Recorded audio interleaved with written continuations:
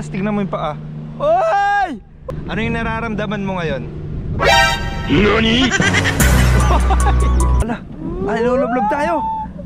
Ano to? Sinubukan namin magparasailing sa Boracay kung sulit nga ba. Sabi ko ayaw ko na. Ayaw ko nang tumigil. Ito nga pala yung date namin sa Boracay. Pagkatapos namin inikot ang isla, ay susubukan naman namin itong parasailing. Pero bago kami sumakay, nagpa-braid muna si Casey. Yan, ganda-ganda oh. Ganda ng braid. Yung braid lang. Kuya, tayo na lang yung parasailing. Iwan na lang natin. Pwede po, ma'am.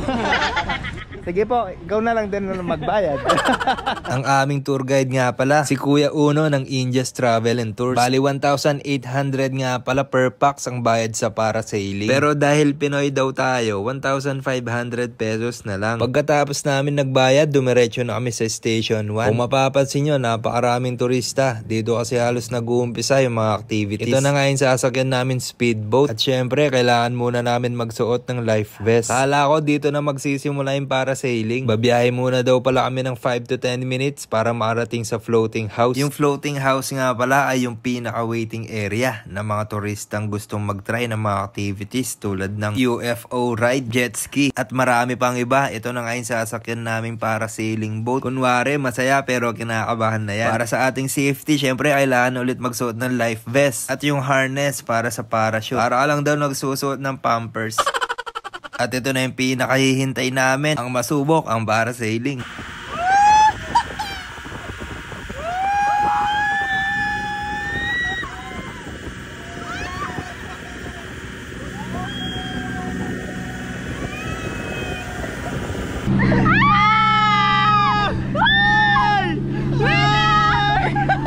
Tingnan mo gano'n kataas. Oh. May itataas pa yan.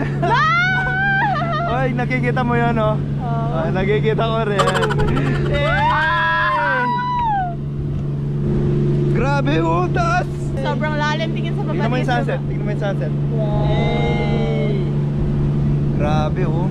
Wow. So, alam nyo, kinakabahan ako. Kaya na, sobrang saya ako, kinakabahan ako. Uy, parang malayo na natin sa kanila. Grabe, oh. Ano yung nararamdaman mo ngayon?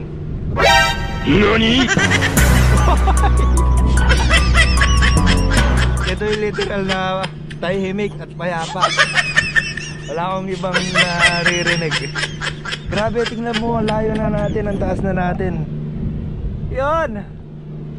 Ang layo. Taas, tingnan mo yung paa. Oy! Oy! Oy! Tumataas pa lalo! Oy! Oy! Tingnan nyo yung kasama natin sa taas. Mga papi, 1,500 only. Kung pupunta kayo ng Boracay, tapos itatry nyo itong parasailing, tignan nyo gaano kataas. Oh, taas. Wag na kayong magdalawang isip, kasi siguradong hindi kayo magsisisi. Napaka-solid na experience. Tignan nyo, hindi na nagsasalita. Yay! Bumababa na tayo. Nakakatakot pero nakaka-relax.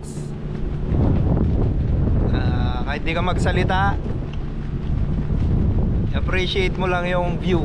Tingnan mo lang yung view.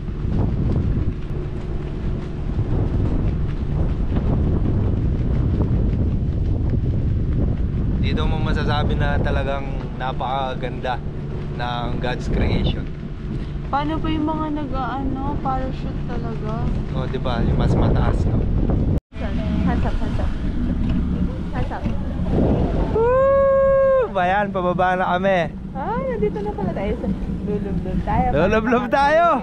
Ala, ay lulublob tayo! Ah, oy! Uy! Wait lang kayo umihi.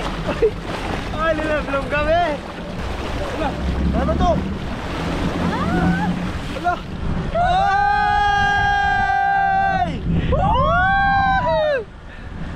Kala ko, nawalan ng gas. Pa ako tapos dito. Paano na?